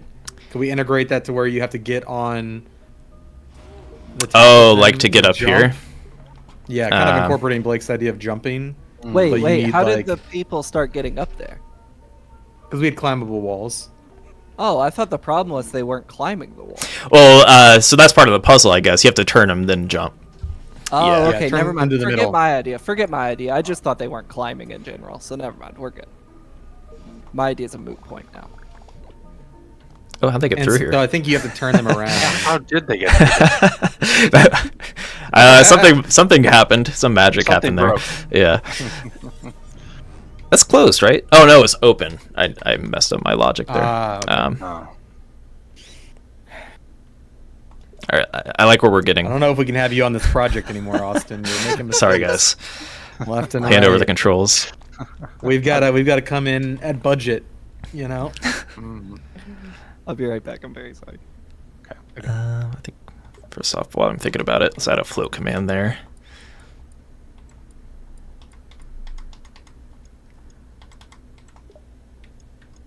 Nice. Okay. All right. So where were we with this? So we were thinking of having some other. We could do some like platforming Yeah, so element I- to get up here. Yeah, I think they need to direct them so that they jump onto the top of the dark blocks, and then jump from the dark blocks Up. up. Okay. Yeah. Okay. Interesting. Can you put a climbable wall on the side of a motorized block? That's a cool idea. I think we can. I'm not. I wonder how that clashes with. See, we I know. see new things every day. Like seriously, Yeah. this game's been out since May, and we always come across a new combination idea. You can. Yeah. Whoa. Interesting. We are innovators. Yep. Okay. Yeah, I like that. So that should work. And then yeah, we could have some. That. We could just have like commands already in place, just as like hints. Like just leave the jump command on it. Or I guess we can just have them figure that out. Actually, that might be cool. So I think they got to figure it out. I mean, Okay. they can't go forward, so it's like, okay, where else can I go? yeah. Okay. So if they're jumping across here, we can have some like glass panels, maybe like Yeah. transparent.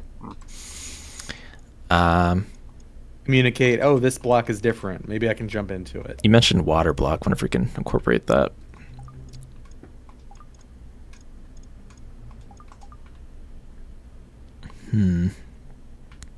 I have an idea, actually.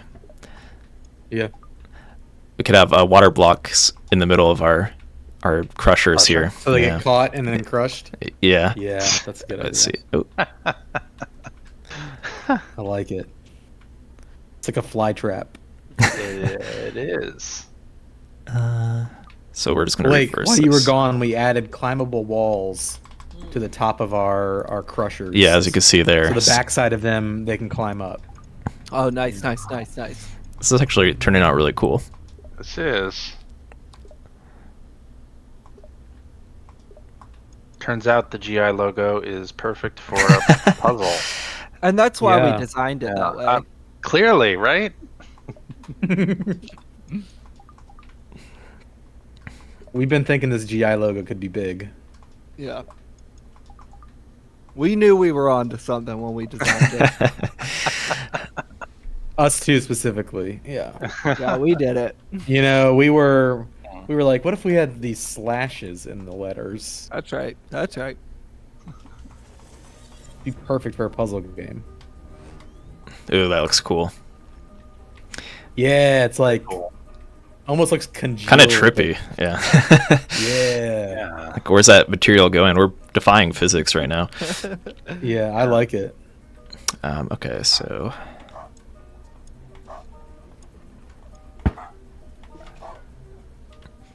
And just for science, I want to jump into the. Yeah, I just want to get caught up in there.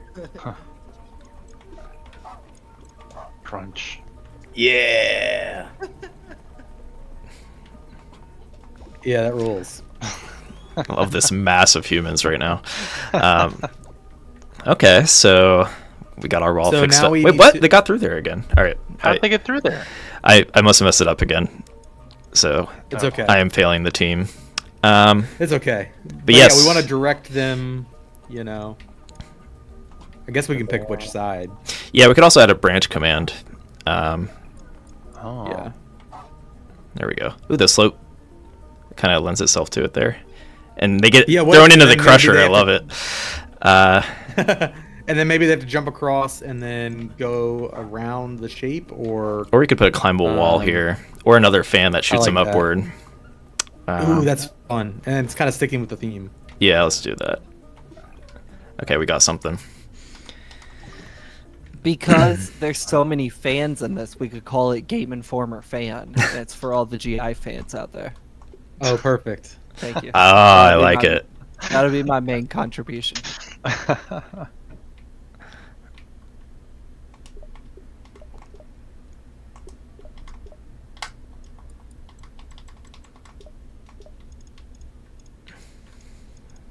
Okay. It's alright having that there, I guess. Yeah, it's kind of also like a.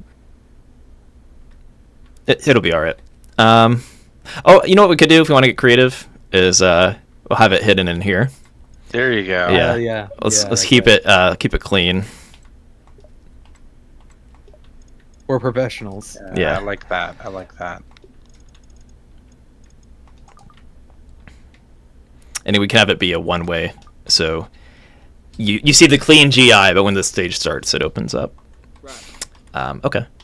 And we'll make it really slow, so it's like it looks cool when it's coming out there. All right. So we have our fan. We need to make that really strong, actually, so that they get blown up to the top.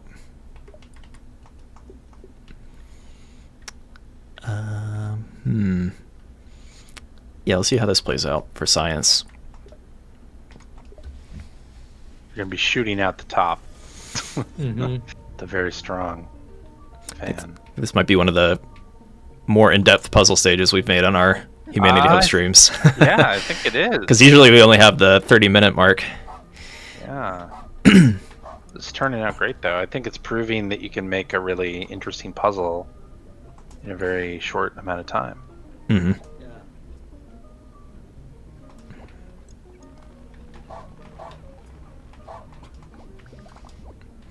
All right, we're up here. Awesome.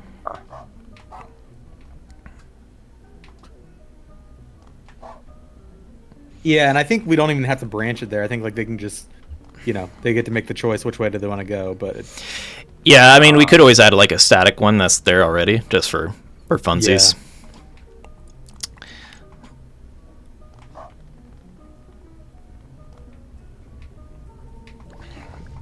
Oh, there they are. Oh, they're not landing up here.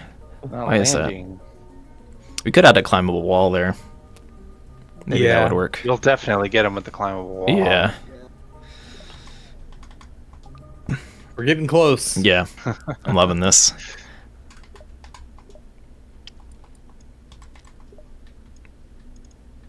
And I think once they have the Goldie, they just have to do it again with the Goldie, right? Oh, you know what? You can't put a climbable wall on a angled block. Hmm. We do a water cube.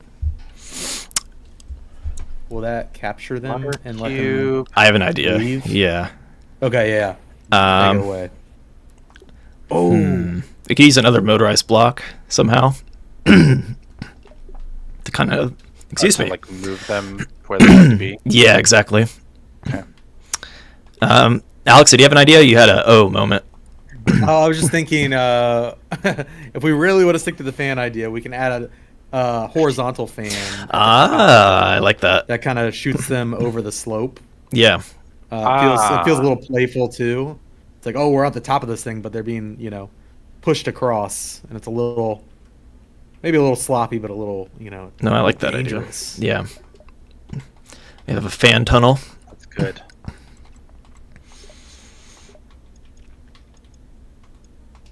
Okay. So that pushes them.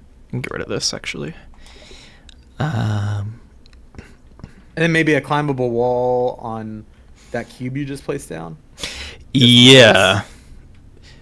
Yeah, that should work. That. I'm trying to think, because I think if they're getting pushed this way, they might not be facing this direction. You know what I mean? But they should. Could you slope? Could you put a slope on that side so that the fan just pushes them up a slope? Yeah. Oh. Could Yeah, do we can do that, actually. That should work. Cool.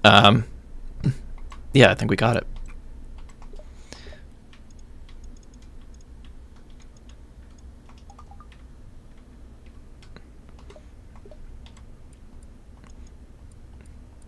We can even put we'll just have a turn command there so they're for sure going the right way. Beautiful. All right, so they're coming up here. We have the goal there. We can jump right into the goal, or we can find a way to get to this optional Goldie. How would you even make it in there? I guess we could add another fan.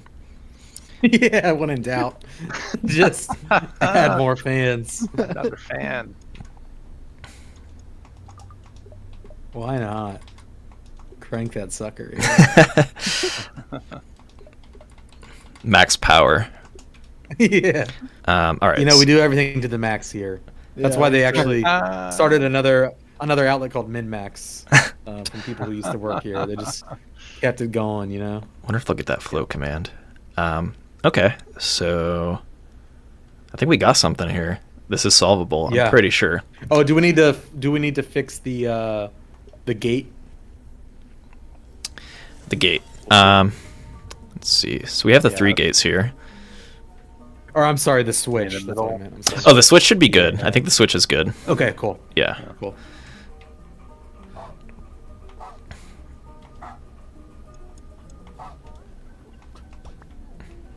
All right, there we go.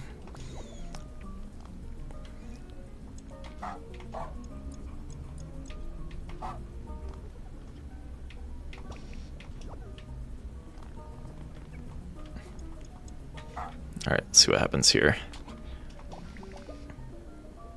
Yes, very nice. Yeah.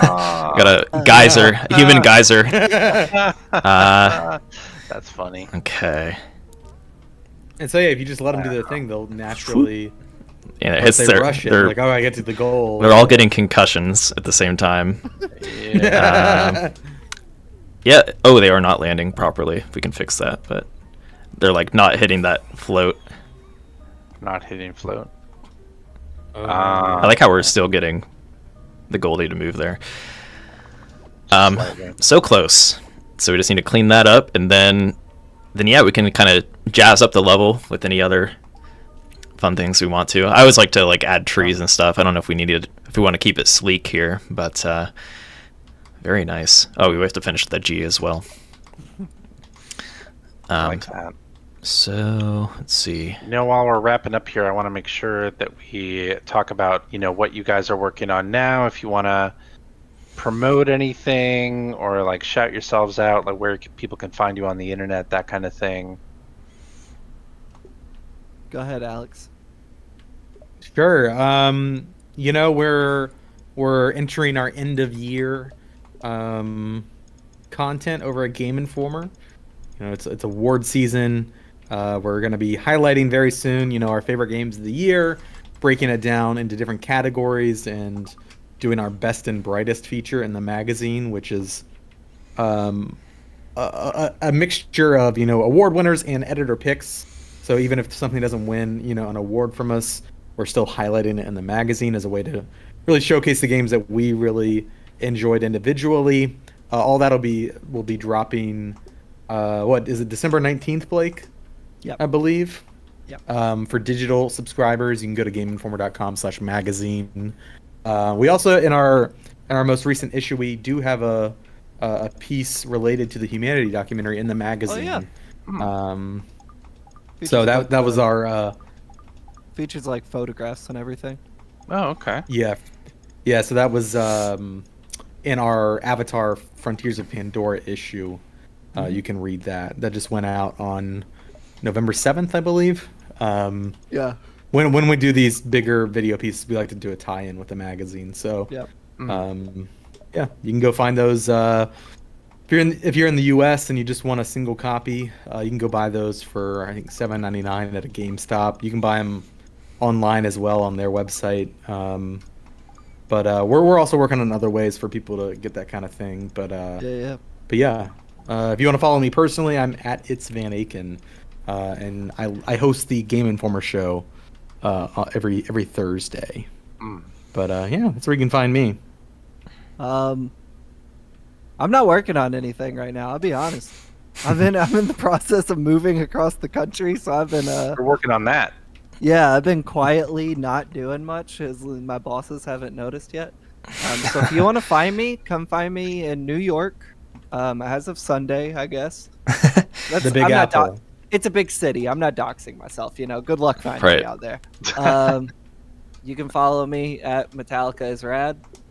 And yeah, I don't know. I'll work on something eventually, but right now, I'm just keeping it. We got the Humanity thing out, and I was like, I'm just gonna sit back. No one's paying attention to me right now. I'm just gonna sit back and take it easy for a little while.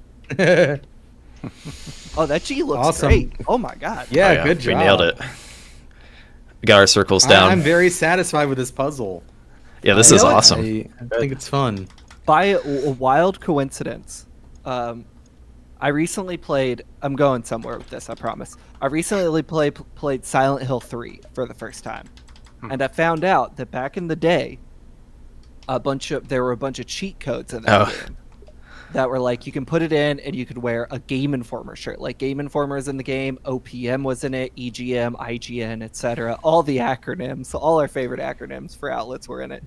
And I emailed a few friends that worked in the game press back then, and I was like, how did this happen? And they're like, it was just kind of a normal thing back then.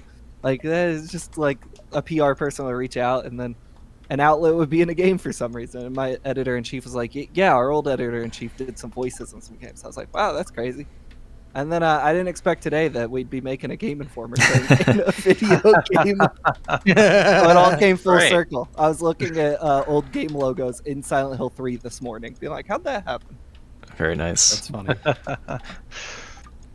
I'm gonna jazz up the level. Thanks, guys, for having us, Austin and CJ. We really appreciate the invite. It's been a lot of fun. Yeah, it's been great. I guess let's solve this level, and then we should be done here. It. Yeah, we'll upload it for you guys. Yeah. Hell yeah. I forgot how to beat it already, so you'll have to walk me through. Or rename it. Yeah, maybe. Alex, we should tomorrow we should do a write-up about this on the site, because it'll have like a user's. It'll be easy. Like, does it have like a stage ID, or do they? Yeah, there'll be a stage ID. Okay, once, cool. It's uploaded. Yes. Well, CJ, it says fan is a banned word right now. Oh, well. Not to call us out here, fan. but yeah. Game you Informers. Can you get around it and do GI fan all one word? No. Game Yeah, you can. Informer fans. I'm trying to think. Wow. Folks. Uh, Game Informer. What happened in humanity that fan became banned? yeah. It might have an be idea. a word in another language that's not allowed. That's possible. I think Fun. we just leave it Game Informer. Fun. Yeah. Game Informer fun! Exclamation point. That works. Perfect. Okay. Yeah. Cool. And yeah, then anyone who hasn't already seen The Making of Humanity can go to your YouTube channel and check that out. Yeah. GameInformer.com. YouTube.com/Game Informer. Yeah. Please do. GameInformer.com for all of the rest of your content. Yeah, thank you very much, guys, for joining us and for making this stage Absolutely.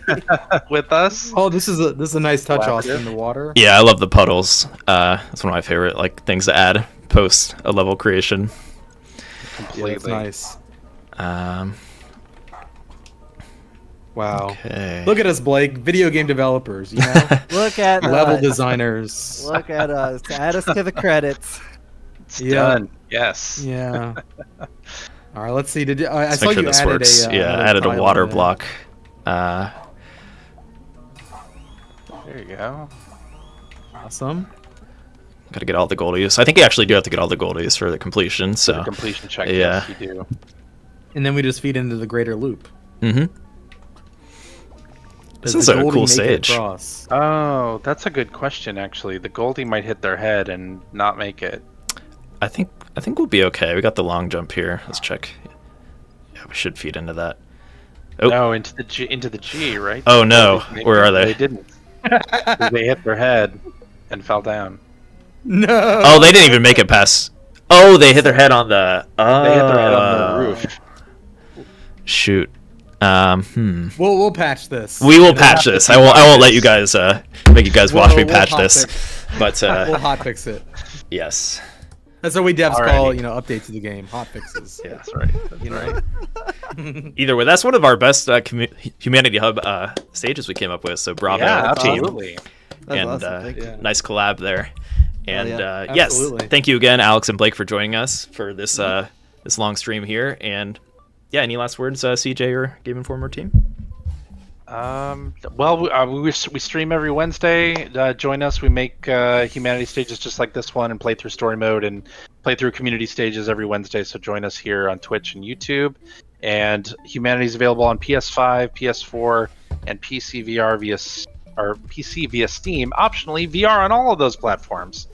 And if you have PlayStation Plus Extra or Premium, you can download the game right now as part of the PS Plus game catalog.